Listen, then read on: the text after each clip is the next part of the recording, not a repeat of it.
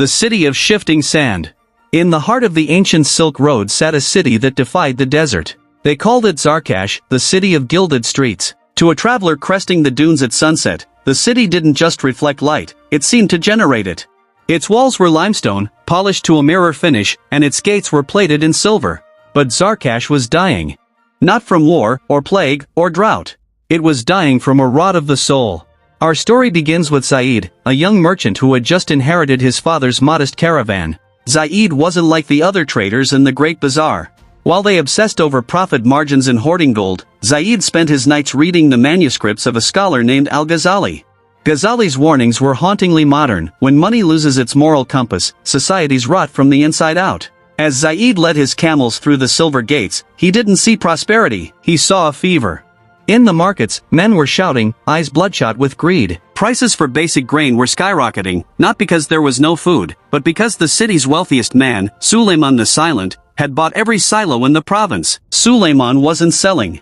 He was waiting. He was waiting for the people to get desperate enough to trade their daughter's jewelry for a bag of flour. The mirror and the gold. Zaid was summoned to the palace of vaults. Sulaiman wanted to buy Zaid's rare Persian incense, but not for trade. Sulaiman just wanted to own it so no one else could. Why do you keep it all, Sulaiman? Zaid asked, standing in a room filled with chests of gold coins that hadn't seen the sun in a decade. Sulaiman laughed, a cold, dry sound. This gold is my shield, boy.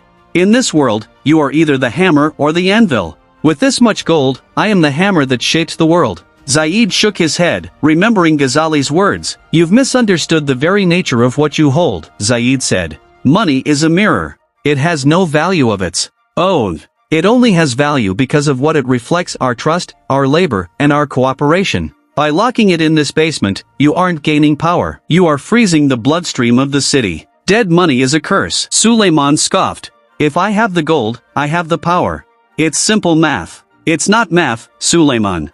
It's psychology, Zaid countered. When you hoard, you create a fake scarcity. You make the market brittle. One day, the people will realize your gold is just heavy yellow rocks, and on that day, your empire will vanish. The king's great deception. The corruption didn't stop at the merchants. It reached the very top. The Sultan of Zarkash, obsessed with funding a vanity war against a neighboring kingdom, found his treasury empty. Instead of raising taxes, which might cause a revolt, the Sultan listened to a clever advisor. He ordered all gold coins to be collected and melted down. For every 10 parts of gold, they added 3 parts of copper. The coins looked the same. They felt almost the same. But the trust, the invisible glue holding Zarkash together, was being dissolved in the furnace. Zaid was the first to notice.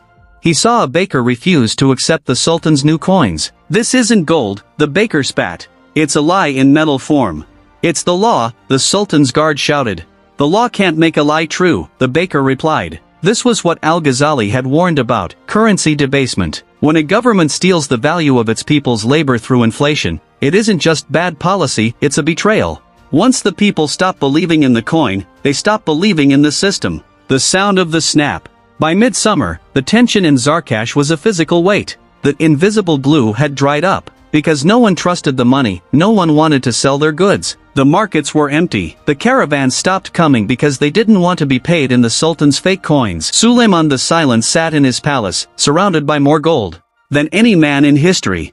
But he was starving. His gold couldn't buy a single loaf of bread because the bakeries had closed. His guards, realizing their paychecks were worthless, abandoned their posts. Zaid found Sulaiman sitting on a pile of gold coins, looking at a single, shriveled apple. I have millions, Sulaiman whispered, his voice trembling. Why can't I buy a meal? Because you forgot the most important economic lesson of all, Zaid said softly. Wealth without responsibility is a death sentence. A society can survive being poor, but it cannot survive being corrupt. You thought the economy was a machine made of numbers. It's not. It's a garden made of people. And you poisoned the soil. The cliffhanger. As the shadows grew long over Zarkash, a roar rose from the slums. The people weren't asking for gold anymore. They were asking for justice. And in the distance, the dust clouds of an invading army appeared on the horizon. Zarkash was about to learn the final lesson of Al-Ghazali. When the moral framework disintegrates, the financial system follows right behind it.